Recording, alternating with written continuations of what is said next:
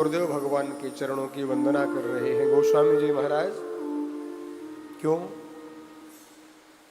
वंदना तो बहुत की, सबकी वंदना करने के बाद गुरुदेव भगवान की वंदना कर रहे हैं। क्यों? क्योंकि गुरु के बिना जीवन अधूरा है। लेकिन यह भी कहा गया गुरु कीजिए जान के, पानी पीजिए छान के। गुरु ऐसा हो जो कम से कम ज्ञानी तो हो। आजकल तो गुरु, मेरे पिताजी के गुरु थे, उसी परंपरा में बेटा हो गया, बेटा को एक अक्षर नहीं आता, करिए अक्षर भैंस बराबर, उससे ही कान लोग फुकवा लेते। मेरे पिताजी के, मेरे पुरोहित थे। गुरु ज्ञानी होना चाहिए, ऐसे नहीं कि कोई भी हो तो। यदि गुरु के पास ज्ञान नहीं है तो तुम्हारा निराकरण कैसे करेगा, तुम्हारा मार्गदर्शन कैसे करेगा? सोचिए जरा, गुरु किस लिए बनाते हैं? जो बनाते किस लिए? एक कम से कम ऐसा गुरु हो जिसके पास ज्ञान हो, जो हमें सही राय दिखा सके, सही मार्ग दिखा सके। ऐसा गुरु चाहिए ना। और आजकल लोगों की भेड़ चाल है। इसलिए गुरु यदि ज्ञानी नहीं है तो आपका मार्गदर्शन गुरु नहीं कर सकता। ये तो परंपरा चला दी लोगों ने। अब दुकान हो गई गुरु, अब गुरु भी दुकान है।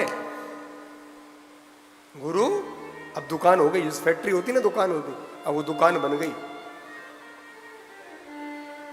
कि हम लोग चेला बढ़ेंगे तो व्यापार बढ़ेगा। गुरु ज्ञानी होना चाहिए।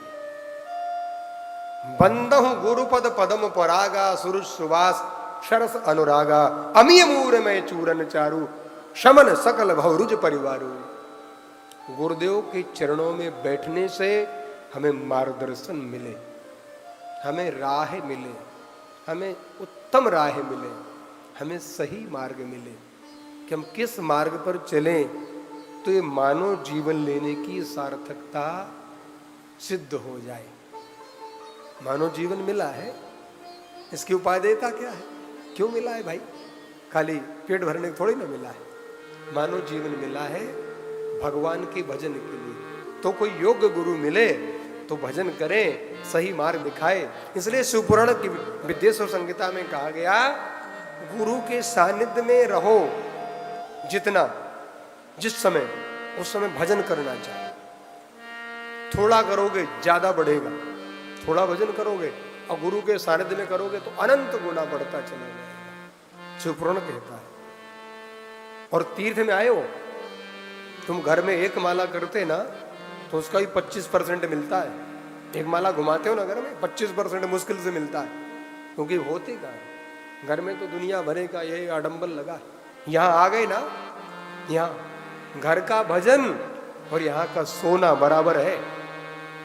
घर में तुम रात दिन माला सटकाते रहो और यहाँ केवल सोते रहो अयोध्या में, तो तुम्हारा कल्याण हो जाएगा। केवल आकर सो जाओ, कुछ ना करो, चद्दर तान के सो, तो भी कल्याण हो जाएगा।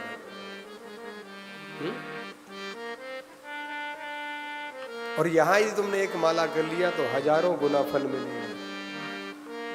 अब ये देखते हैं कौन कितना करेगा।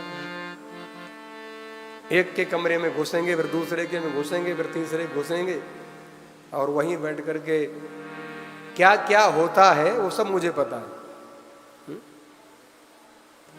क्या क्या नहीं होता। यहां आने का मतलब है कम से कम मन से जो भी राधे श्याम सीताराम जो भी है जपो, बोलो।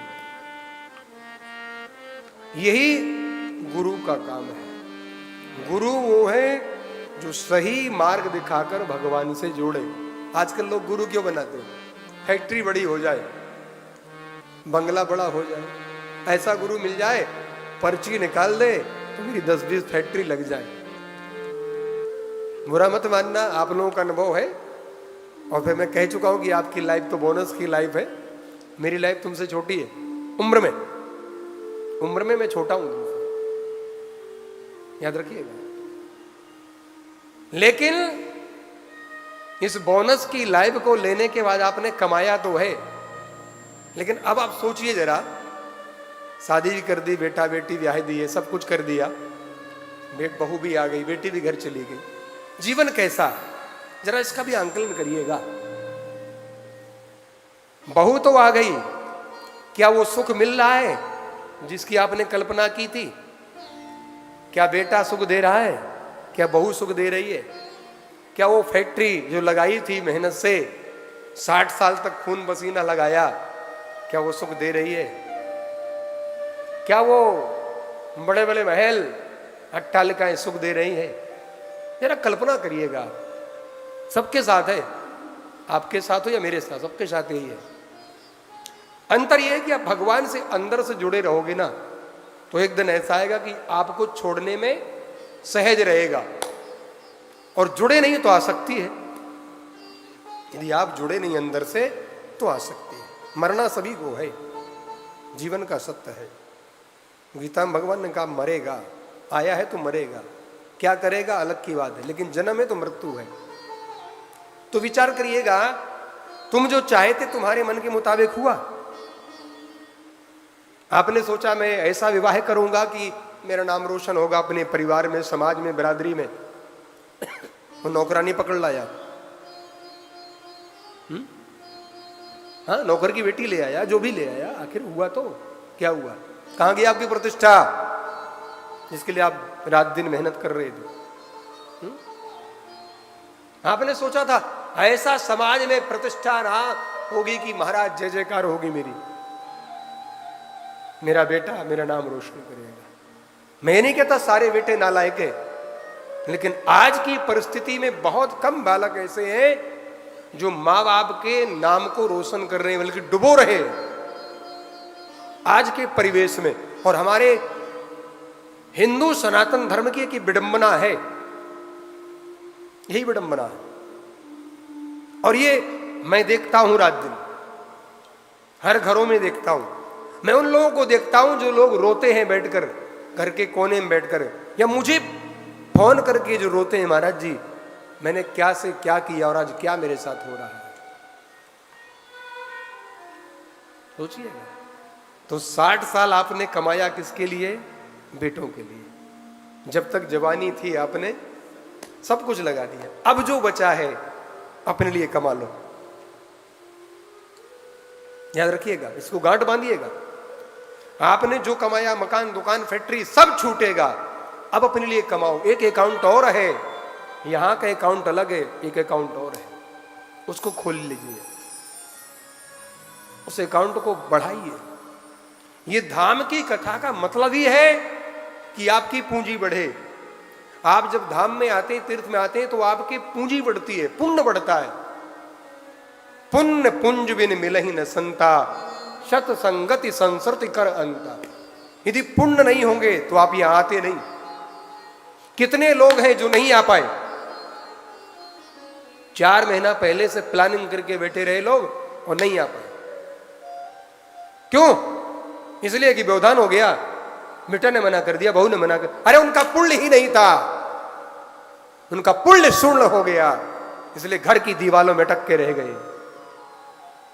मारा बहाने बनाकर घर की दीवालों में अभी पड़े हुए हैं, क्योंकि तुम्हारा पुण्य, जिसका पुण्य था वो यहां आ गया। और याद रखिए, ऐसे लोग भी जो बेचारे कल छूट गई ट्रेन, धक्के खाते हुए यहां पहुंच गए, क्यों? क्योंकि पुण्य था।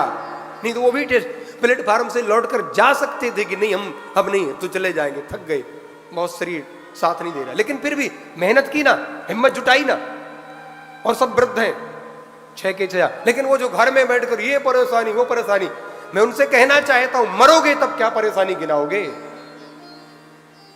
जब मरोगे तो क्या परेशानी गिनाओगे कि अभी नहीं जाऊंगा, हैं?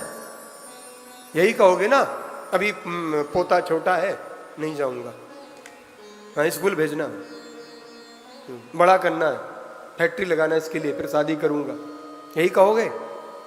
एक झटके में, एक चुटकी में निकाल दिए जाओगे। इसलिए आप लोग बड़े भाग्यशाली हैं कि आपको ये अवसर मिला है। इसलिए भागवत में कहा, भाग्यो उदयन बहुजन्म समर जितेनो सत्संग मम च लभते पुरुषो यदा वही। जब हमारे आपके अनेक जन्मों के पुण्यों का उदय होता है तब आपको ये अवसर मिलता है। आप अयोध्या में आए हो ना, वास्तव में आपका पुण्य है। एक बार अपनी ताली बजा लो। आप सभी भाग्यशाली हैं कि आप यहां पहुंचे। और भगवान से प्रार्थना करते रहो कि ऐसी कृपा बनी रहे, ऐसा भाग हमारा बना रहे। तो गुरुदेव के चरणों में बैठ करके, उनके चरणों की रज लेकर के जब आप अपने मस्तक में लगाते, देखो गोस्वामी जी गए थे रज लेने गुरुदेव के पास, तो गोस्वामी जी से कहा कि रज क्यों ले रहे हो? चरणों की रज निकाल रहे थे। बोले क्यों ले रहे? बोले 2 चीज करूंगा। क्या? बोले अंजन बनाना है। अंजन क्यों? बोले आंखों में लगाऊंगा।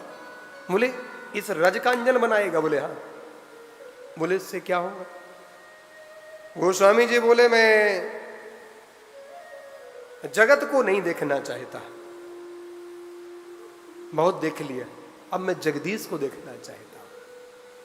और जगदीश को तभी देख पाऊंगा जब आपके श्री चरणों की रज का अंजन बनाकर आंखों में लगा लूंगा।